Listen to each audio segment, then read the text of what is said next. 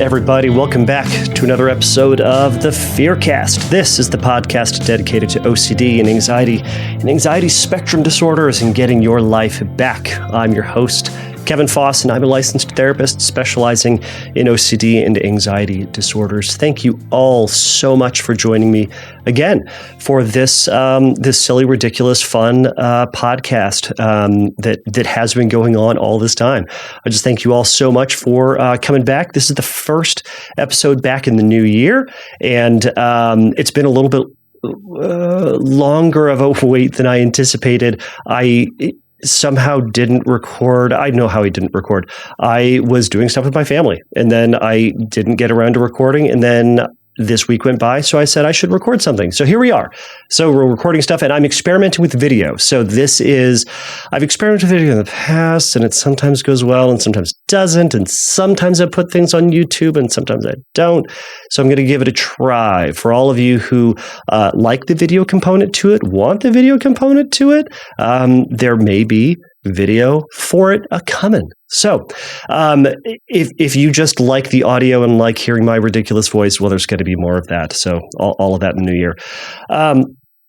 Let's see here. I don't have too much to jump onto it other than, this new year, I'm going to try to do video. This is my New Year's resolution, I suppose, for the podcast.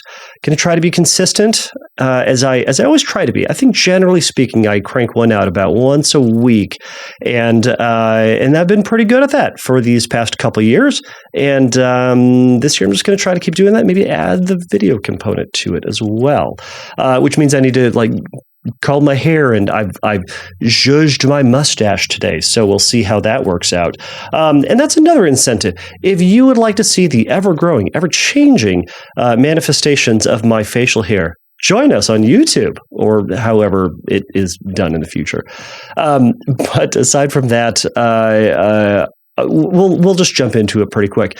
For those of you who are new, welcome. And this is a question and answer based podcast. You get to send me questions about OCD and anxiety disorders and how to work with exposures and why to use this approach for OCD and help. I'm having trouble with this thing, or my ridiculous therapist said this. My ridiculous non-OCD therapist, my ridiculous OCD specialist therapist said this. I want to hear about it. We all want to hear about it. And I will offer my ridiculous thoughts on it. And I hope that some of those things that I say are helpful, informative, funny maybe, and just at the very least, trying to point folks in the right direction, or a direction that oftentimes can be more helpful than either doing nothing, either doing a therapeutic approach that just isn't helpful, or doing compulsions. We all know where that's getting you. Nowhere. Anyhow, so how do you get those questions to me? Go over to FearCastPodcast.com. You can send me a text message, a email message there. I get all of them. I read all of them. I consider all of them, and likely I'll put them on a future episode. If you would like to jump the line and have your question answered faster than others, go over to Instagram. I am FearCast Podcast over there, and you can send me a DM. Click on the little microphone button in the text bar and audio record your voice saying it. Now, I will use that audio in a future thing, and I will ask that you go over to FearCastPodcast.com, make sure that you read the terms of engagement and all that stuff, just to make sure we're all on the same page with things. But I will take those audios and I will put those up.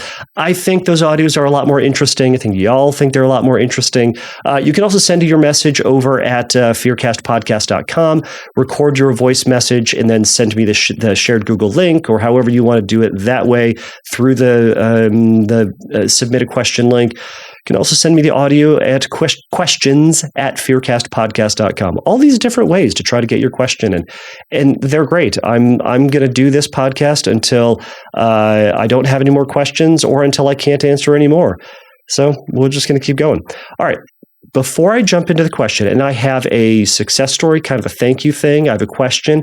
But before I do that, I have two things. One, for anyone here in Southern California who is affected by the fires, I just hope that everyone out there who is affected, if you know someone who's affected, that you are safe, that you are getting connected, doing all the right things. I'll also ask this to anybody out there in the FearCast podcast community.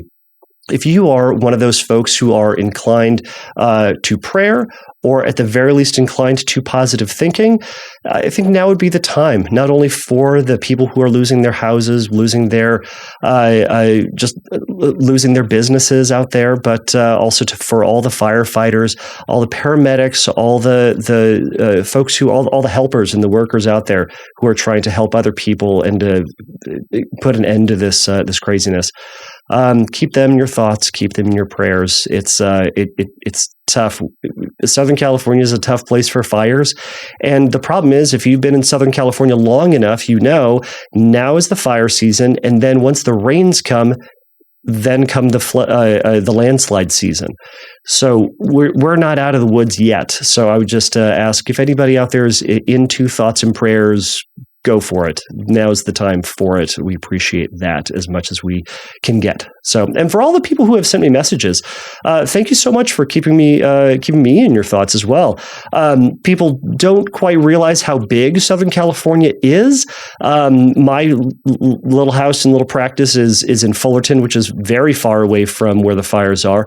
But still, it's, I know people out there. I used to work just around that area. I used to live around that area. So it can be, it's a small world, as it were. So, all right. Now moving on, I also want to add something. So everyone makes mistakes, and guess what? I makes mistakes. So something that sometimes happens, and I've caught myself in the past, and I didn't catch myself on this before, but sometimes this happens, and sometimes this happens not just to silly old podcasters like me, but it also happens to other therapists and other family and other friends and other people that y'all might tell your obsessions to, that sometimes in the way that those questions are phrased, it's going to throw us off into different directions. Now, as an OCD therapist, my hope is that I'm going to try to catch those mistakes, or catch those phrases that might be fraught. And sometimes I do, and sometimes I don't. One of those things that happens, and this isn't just with everything, but sometimes what this happens is when someone will call or someone will send a message in, and they'll talk about their sexual arousal, right? We talk a lot about sexual orientation obsessions. We talk about taboo obsessions, and sometimes it can be confusing as to what they mean for you, how they feel, what they say about you, your genuine relationship with those thoughts, with those feelings, etc. So sometimes people will call and they'll say, hey, you know what? I have these genuine sexual arousals or genuine sexual attractions towards someone of the same sex. I don't know what to do with this. Okay, well, what was communicated to me in that is I notice that as a human, I can notice attraction towards both sexes or both genders, right? Now, what happens with that is something that some people deny, some people don't. It's the reality of bisexuality.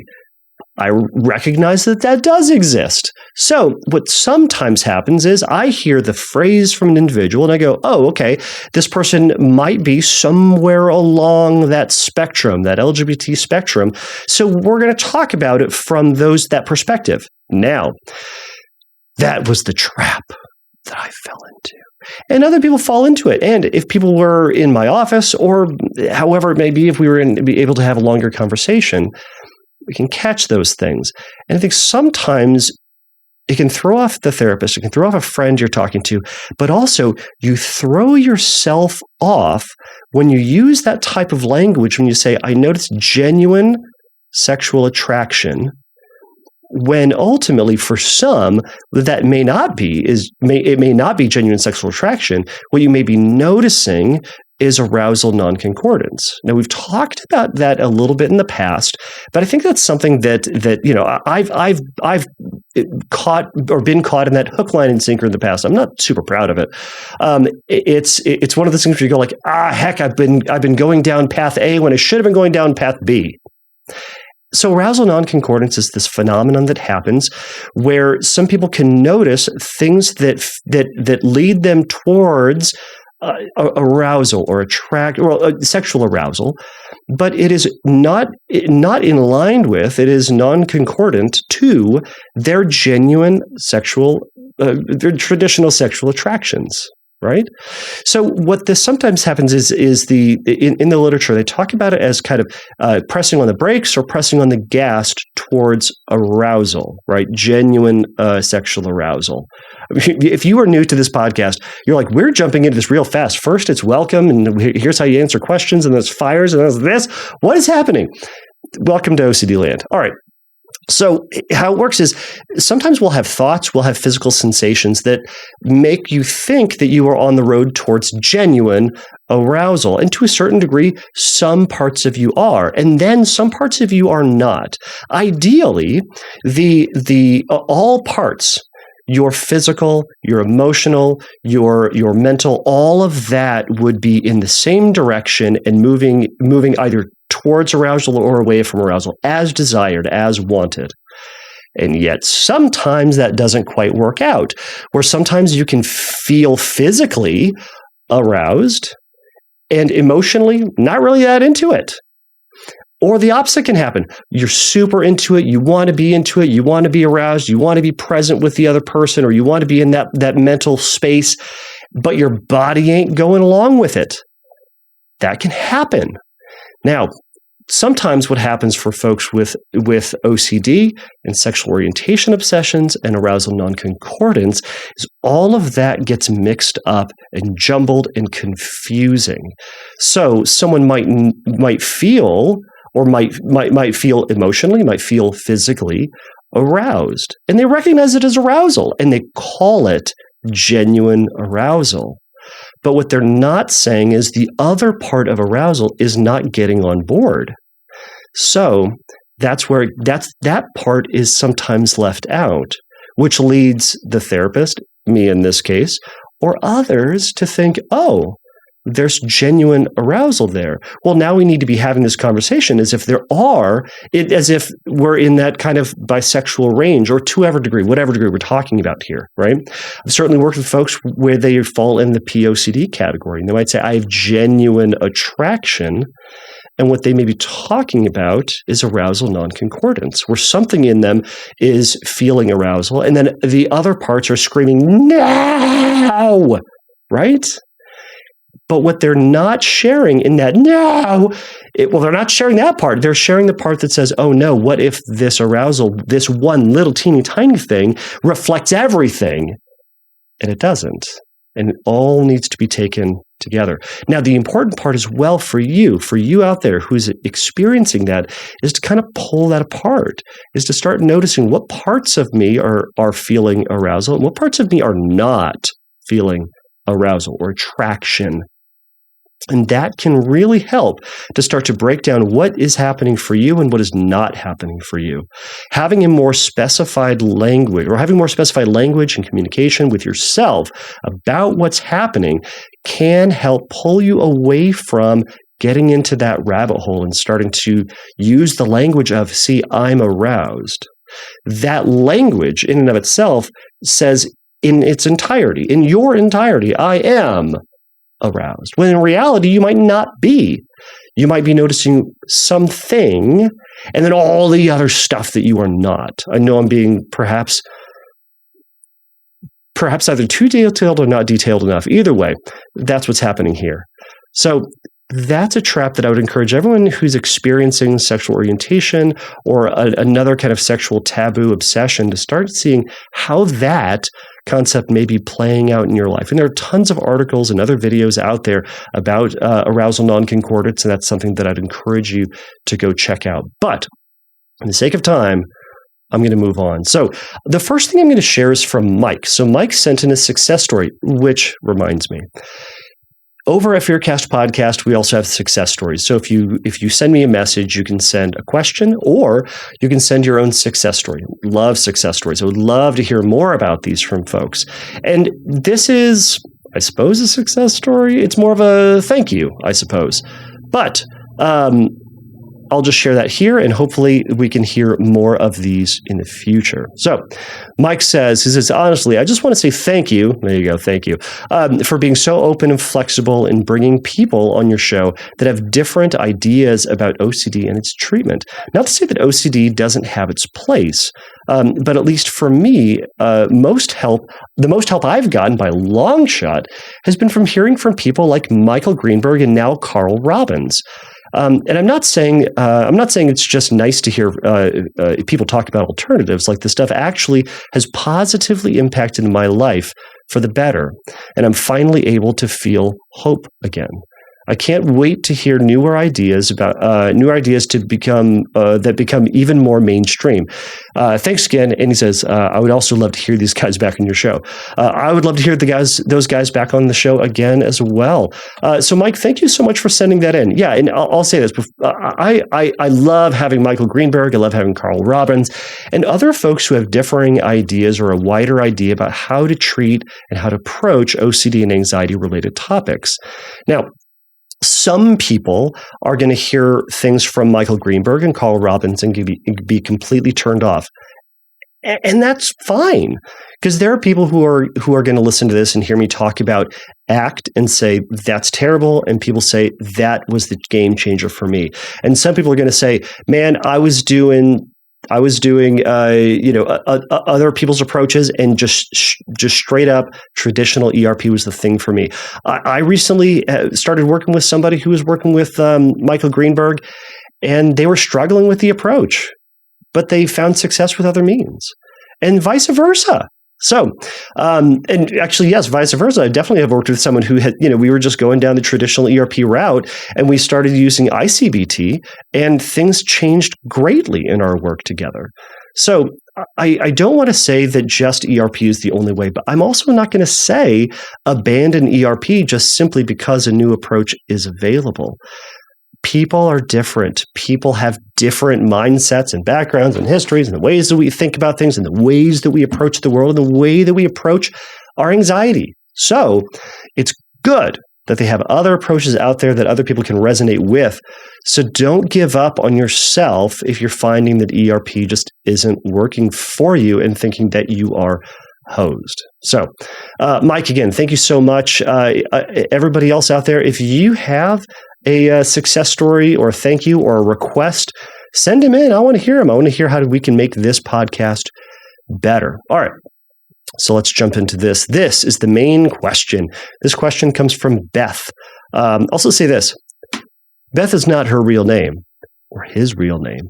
Point is, Beth is not their name.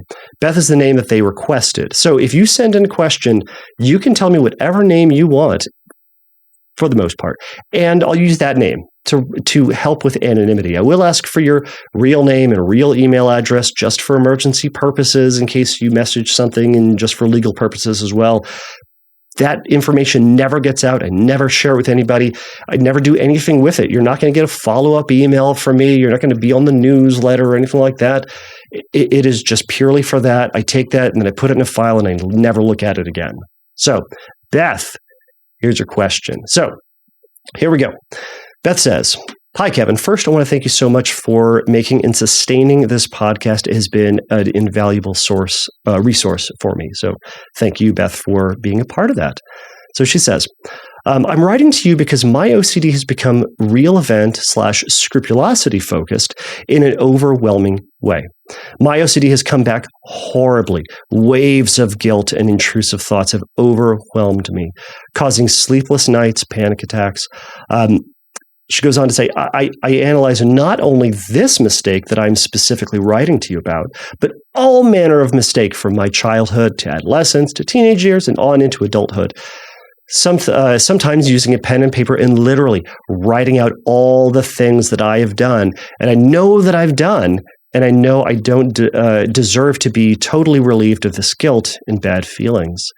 It is to the point that managing daily life has become managing daily life and being decent to myself has become difficult. In short, I've been dating a lovely woman for 5 months now, genuinely lovely. We're talking about moving in together sometime even. However, at the beginning of our relationship, I did something idiotic and kissed an ex of mine. It sucks, and I wish more than anything I could have never done that. I did not tell my girlfriend, and do not feel I should tell her. I know telling her would lead me down into a rabbit hole of confessing and re-apologizing that I would never get out of. I also know that I'm committed every day to acting in my best self, the highest standard of how I should treat her and show up for her. And I do not want one idiotic moment to ruin what could be a happy life spent together. Whereas I feel confessing would add more salt to this wound. I don't know what to do. All right, Beth, thank you so much for this question. I'm so sorry you're struggling with this and having to go through all of this. This is a terrible thing about having a human brain, is that we have memory and we remember all this stuff that we do. And it just feels like, to our ridiculous brain, for those of us who have a lot of guilt and shame that keeps coming back up, and that's where real event can really start to skyrocket, is that it takes these things that, yeah, we recognize that we did, and it blows them way out of proportion and makes it the worst thing. It makes it our defining thing and who we are, what we're about, and it draws all these wild conclusions. So I really appreciate you sending this question in. So the first thing I wrote down in my notes to this, and I'm hesitant to say this, but it's one of those things that I think is a good thing, and I think it reflects your values, and I think that is something that ought to be remembered for those of us who make mistakes. That there's something that we can do about that, and I'll talk a little bit more about this, as we go on, but that. But here, I'll just say it. It's that yeah, Beth, you did mess up, and you also know it, and you're not trying to pretend like you didn't, or trying to cover it up. What is happening is OCD and anxiety is grabbing onto it and is trying to turn it into something else. And I want to talk a little bit more about that as we move on. But the first, I just want to ask some kind of clarifying questions that you may or may not have the answers to. But treatment is so individual, and it's what's hard about it is it's not my job to overlay my values onto a client, and to try to say the way that I view the world is the right way to view the world, and that the way that you view it, if it's different, is therefore wrong. It's a weird place to be, is that my job as a therapist is to learn about your world and to help you to live better within your world and not mine, right? So everybody has different values placed on things like a kiss, placed on other elements of intimacy. For some, that kiss may mean nothing, and to others, that may be a deal breaker. Now, I don't know which one that is exactly for you or your partner. I have an idea about what it would be like for mine, but ultimately that shouldn't really matter. Now, there are going to be some people out here that are going to disagree with me, or there's going to be some people who are going to be upset that, I'm not seeking to have my values, to whatever degree we're talking about, put out there, right? You could even say, well, it's a podcast. It's not therapeutic. Shouldn't you, Kevin, be able to say what's right and what's wrong? I'm still not going to do that, because what do I know about your life? This is your life, Beth, not mine. So one thing for you to think about is what are the rules for your life? Right? What are the rules for your relationship, and how defined were those or are those? And so, one of those things that I would want to know is, at the moment of that kiss, at the point in that kiss within the relationship, was the relationship committed and exclusive? Or was it kind of getting serious, but not quite like, we're a thing yet, right? Some people in the course of, building a relationship or kind of starting things, there's this kind of gray area period where, you're dating people, you're dating one person, but maybe you are not exclusive to only dating that one person. right? Maybe a kiss is a huge big thing for you. Maybe it's not, right? And that's something to consider as part of your values is what does that mean to you, and how can that or will that impact the way that you think about this. Now, I'm going to say that as terms of like how you'll think about it, because OCD may want you to think about it from some external rule set or external like expectation, right? And so furthermore to that instance, and maybe I'm beating the dead horse, but like what were your rules on commitment or the importance of that kiss? Right? Did you and your partner have this exclusivity expectation? Was there this understanding that, all right, from this moment on, no kissing other people, and then it slipped? Or was it like, yeah, we're gonna be dating each other, but then like that exclusivity was hazy and kind of fizzled out? How clear was it? Right? Now, I bring that up because sometimes the timeline is important.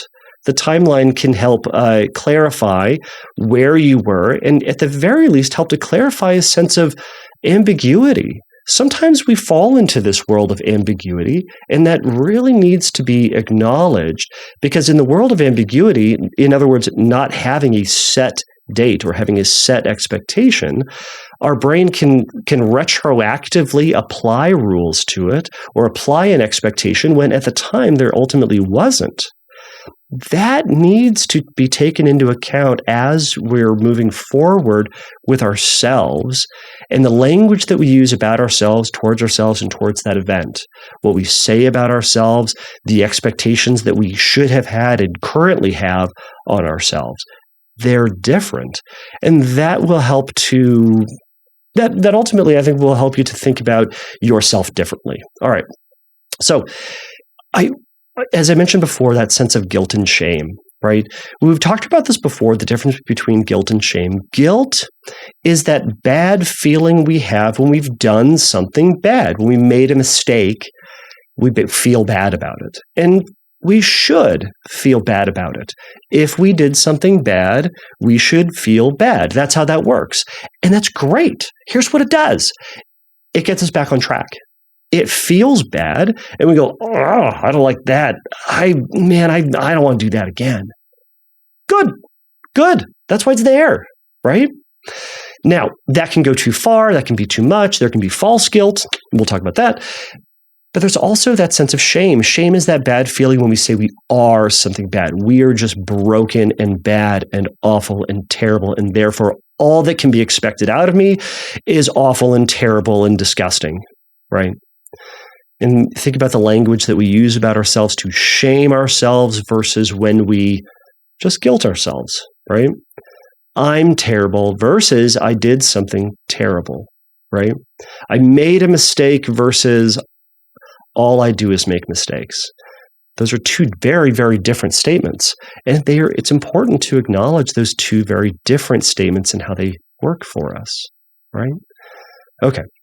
So it's important in that to then not let I made a mistake shift into I am a mistake or I am bad. And I worry that that's where that language is going with you, or at least that's how it's being felt. It's important to catch yourself and to really identify what are those things that you did that were a mistake, that were not thought out very clearly, that were maybe thinking from a funky or backwards or non-preferred mindset at the time. What was going on around the time of that kiss that led to that event? Can you identify some things within that if you could go back in time, you'd do it differently? And then would you be willing to let that change the way that you talk to yourself about yourself and talk to yourself about that event, right? So I also want to say that, during times of mistake, when we make mistakes, I think it's common that our brain tends to kind of reflect back. And this to a certain degree can be guilt kind of trying to point us in the right direction. Sometimes it's shame trying to pile on. But when we make mistakes, it's sometimes common to then think back about like, oh, I made a mistake here and I made that mistake there and I screwed that thing up, right? And we can be honest with ourselves and say like, yeah, man, I did mess up. but not say, see, that's all I do. Because ultimately that's not true. That's a false statement that only adds to the anxiety, only adds to the distress, and ultimately just isn't helpful. So you commented that you're reflecting those past events as like waves of intense guilt. How are you treating those? Are you treating them kind of like passively? Like with observation, or maybe with like description, like, yeah, well, I did that thing, or, I made that choice. I'd make a different choice, or that wasn't the best choice. Or is it with that self-hatred, that condemnation, that disdain? Are you being highly critical about yourself? Are you trying to, well, it sounds like you're not trying to ignore it. Some people will pretend like, no, I'm fine. I didn't do anything wrong. Sometimes it goes inward and they just beat themselves up, and that can lead to depression, right? So it's important to think about what you're doing with it and the language that you're using. So I'll say this to you here, and this is kind of that previous comment. Way back when I was working with a therapist, when I was in therapy, a mistake that I don't even remember what it was that we were talking about.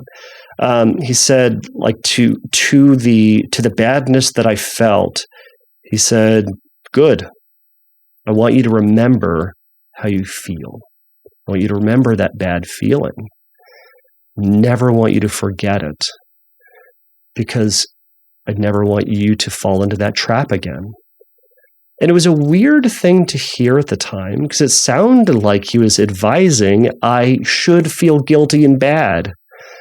And to a certain degree, he wasn't saying, "Good, I'm glad you feel bad." He was saying, "Good, remember how bad this feels," as a way of saying, this will help to guide me as I'm moving forward. And I held on to that. I think it can be helpful to hold on to those things, to say, you know what, I made a mistake in this section of life, and I don't want to do that again, because I hurt my feelings, I hurt somebody else's feelings, and I'm going to try to do something different next time. In a given situation, Beth, you can say, or in a similar situation that you were in, you can say, man, I've seen this before. I know what this is, and I know the pitfalls that I could fall into. I'm not going to let myself fall into that again. So I'm going to do X, Y, and Z to do it differently, right? So, well, I might touch on that a little bit later down the line. But I'm going to shift now into building a sense of compassion for yourself, right? So remember in this is that you're human. We all make mistakes. Everybody makes mistakes. I make mistakes. You make mistakes. All the people who are listening to this, who are not Beth or Kevin, y'all make mistakes too. Big ones, small ones, we make them. It's important. It's important in this to reflect back on the framework of self-compassion from Kristen Neff. So her 3 points: mindfulness, common humanity, and kindness. Okay, so I just want to briefly go over these as kind of that general structure. And if you're looking for more information on this, there's tons of it out there. There's going to be Kimberly Quinlan's book on OCD and mindfulness. And her entire podcast is probably going to be a great place to start with that if you're struggling with that. But the 3 points. So it's mindfulness. It's thinking about, like, right now in my response to myself, how am I treating these thoughts? Am I being loving and self-compassionate, or am I being condemning and judgmental? So it's focusing on right now. What is happening within my mind, within my body right now, when these thoughts are kind of coming back up? What are the thoughts? What are the feelings? What are you actively doing? What are you passively doing, right? How are the thoughts floating in your head? Are you treating them with acceptance? Are you treating them with judgment and trying to, like, shove them out of your head, right? Notice what's happening in that. So you kind of talked about how, you go through the litany of all the mistakes that you've made. And you said you break out the pencil and paper, and sometimes you'll, like, go through point by point of all the things that you've done. Okay. Notice you do that. Catch yourself doing that. Point out, hey, I'm noticing that I'm grabbing this piece of paper. I'm noticing them going through this list again of all the things, okay? So don't just passively fall into this pattern again. Be present with it and make commentary on what's happening. Because what you can do then is to apply a sense of kindness. That's showing yourself the kindness that you would show a friend. If you had a friend who's in the same situation, would you go, good friend, you should feel bad. Hey, have you thought about beating yourself up like a lot on this? Have you written out all the mistakes you've made and told yourself, I'm garbage because of this, and I'm a terrible person because of that? Would you tell them that? Or would you tell them something more loving and compassionate and encouraging? I'm willing to bet that's the type of person that you would be. Sometimes situations like this reflect exactly the opposite of who we want to be, is the way that we beat ourselves up, in a sense. So, in showing yourself kindness, by the way, it doesn't mean that you're not disappointed or that you're approving of what happened, but it's being kind with yourself and kind with yourself, and the reproof you give yourself. And being gentle with your own correction. Generally speaking, we don't improve or we don't change by saying we are a piece of S or we're awful. As we do it by saying we're still good and we're still worth it and we're still worthwhile. And that's why we do this process. That's why we can continually improve in what we do, in how we treat this. Now, where I'm going with this, or why I'm going through all of this, is with real event OCD. Real event OCD is just a subtype of OCD about something that has indeed happened. Maybe I should have said this at the very beginning, but it's for a lot of other, or for most other obsessions, the obsession is about something that may happen, that could happen, that might happen, that hasn't happened, right? It's, what if I eventually run somebody over with my car? What if I eventually cheat on this test? What if I am rejected by God, right? What if I discover that I am in a terrible relationship, right? We don't know it now, or nor has it happened. Real event says, here's this thing that happened, and then the obsession is on the implications of that thing. Now what's going to happen to me, or what's going to happen to my future, what's going to happen to other people because of this thing, right? I think scrupulosity in this, by the way, is that we're not talking about the religious scrupulosity, we're talking about the moral scrupulosity, right? It's going through each and every little bit to make sure that you are not a terrible, awful person. In fact, that you're trying to scrutinize and you're being scrupulous about yourself and your reactions and your actions and your character to ensure that you are a good person. Right? And those two go hand in hand, moral scrupulosity and real event OCD. One might argue that they're ultimately the same thing, just with different names. And it wouldn't surprise me that they would be the same, right? The names, the subtypes, you heard me talk about this. The subtypes are helpful, and then they're not helpful, all right? So in this is that you're finding yourself going over and over on something that has happened. We can't change this. It did happen. The kiss happened. So now what do you do about it? One is, what are you doing with all the time? What are you doing with all the time? Are you just beating yourself up, playing this event over and over and over again? What I'm willing to bet that what it's doing is actually pulling you away from the relationship, pulling you away from the life that you want. It feels scary to then re-engage with life without having to fully go through everything, or to find that sense of stability or that sense of certainty that you're still okay. And in fact, that's not what we're trying to do. We're trying to move forward in this kind of mix of self. We're a mixed bag. We're both good and bad. We're weird and good, right? We do awful things and we do loving, wonderful things as people. The hope is that the balance is a lot more good stuff to bad stuff. But guess what? The bad stuff's there. But the bad stuff ought not to overpower and undermine and disqualify all the good stuff. And that's what we're doing with the self-compassion. We're saying, yeah, there's this bad stuff here, and yet all this good stuff here, right? So the last point about Kristen F. before I move on is the common humanity. I've already alluded to this. You're human. You're fallible. You're prone to mistakes. And you're going to do exactly what you don't want to do, and you're not going to do the exact thing that you do want to do. And we're creative in finding ways to break the rules, and we're happy to ignore our own rules about things, right? Join the club. You know who does that? Everybody. And you know what? If you're in the group with everybody, you're in a good group, We all do this stuff. And hopefully we can all learn from our mistakes. And that's all we're trying to do. So part of that leads to that language that we use. Instead of beating yourself up, you can say, well, I made a mistake, but I'm still worthwhile. And I'm going to do better. And I'm not going to beat myself up any longer. Now, that's part of what you can say. You can say, you know what? I make mistakes, and I want to try to improve to be better. That can be a statement you can use for yourself to move forward. When your brain says you need to scrutinize your mistakes yet again, you can say, my mistakes cannot be changed, but I can re-engage with my life today and make good and better choices. These are all true. These are not saying my partner is never going to find out. These are not saying my partner would not be upset. We don't know how you would feel. Now, it brings me to a values-based action and atonement to a certain degree. So you're in a sticky situation in the sense that you've said, you know what? I don't want to tell my partner because it would devastate them. It might. Here's the thing. With the reality of uncertainty is it might devastate them.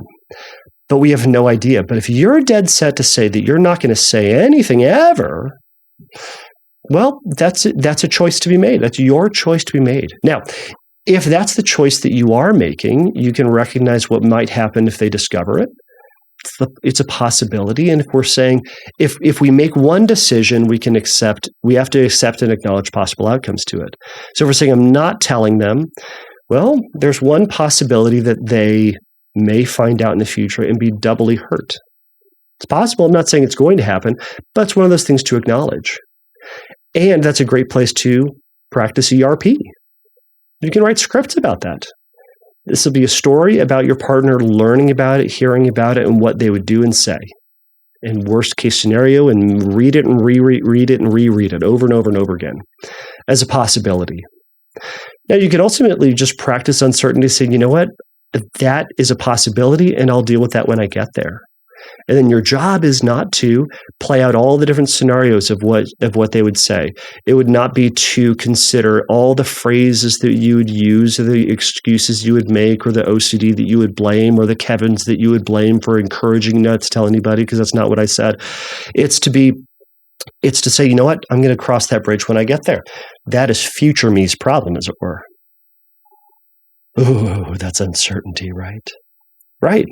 And here's what you do in the meantime. You go live your relationship. You go do it. And you try to make the best relationship possible, knowing that you made a mistake and you're trying to be better. Now, you could also say, I am going to tell her. And you're going to eat crow. And you're going to say, man, I messed up and I feel terrible about it. And this is a one and done confession. And I'm saying it. And then your job is to, one, make a point to say, I'm never going to do it again. And here's the demonstrable things that I'm going to do to ensure that I'm never going to do it again. And we'll see what they do. Then it is out of your hands. But you know what? You've already said you're not going to do it because that would lead you down a path of confession. Okay, it's one option. You can also recognize that you are the person in control, and it is worthy to practice resisting compulsions. So even though it feels like you need to confess, it doesn't mean that you should. It doesn't mean that you have to. It means that you have that feeling to confess, right? One and done confessions, generally speaking, are fine, unless saying it is going to make it worse, right? That falls into that kind of living amends sort of thing. And I've talked a little bit about that on past podcasts. But ultimately, it's going to be your choice.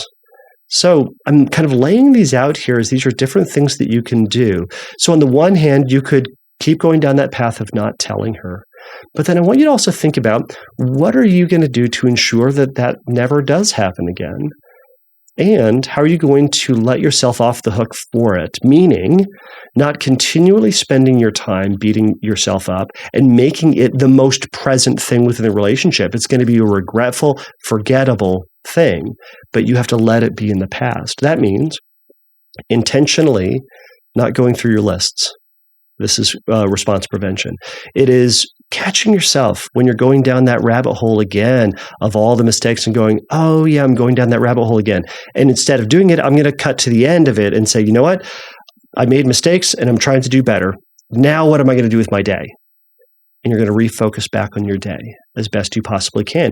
And that uneasiness feeling is going to be there. And the practice is knowing that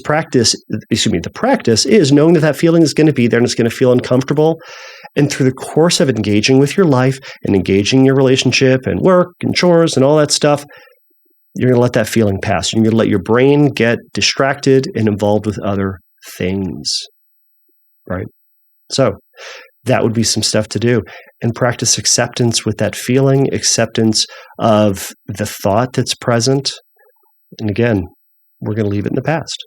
So I think I've hit all the points with what you had said. Let's review.